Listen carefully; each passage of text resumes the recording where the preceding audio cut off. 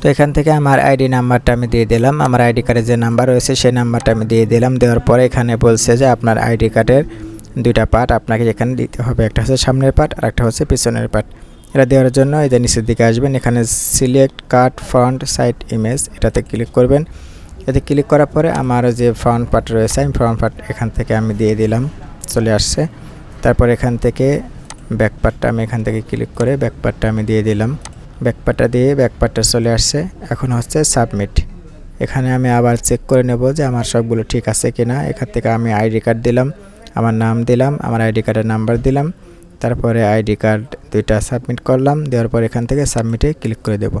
সাবমিটে ক্লিক করার পরে আমার এই ইনফরমেশন এখানে দেখতে পাচ্ছেন, information submitted successful, please wait 24 থেকে 48 ঘন্টা আমাদেরকে দেরি করতে বলতেছে। এখানে বলতেছে প্লিজ 24 থেকে 48 ঘন্টা দেরি করো, তোমার অ্যাকাউন্টটা ভেরিফাই হয়ে যাবে।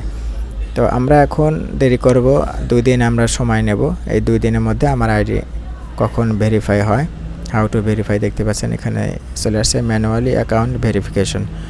তো এইভাবেই মূলত এই সাইটে এখান থেকে আপনার এবং এখান থেকে কিভাবে আপনি টাকা ডিপোজিট করে কিভাবে আপনার নিজের চ্যানেলের জন্য আপনি নিজেই এখান থেকে ইউটিউবের জন্য ওয়াচ টাইম এবং সাবস্ক্রাইবার কিনে নিতে পারবেন, সেই বিষয়ে আগামী ভিডিওতে আমি আপনাদেরকে দেখাবো।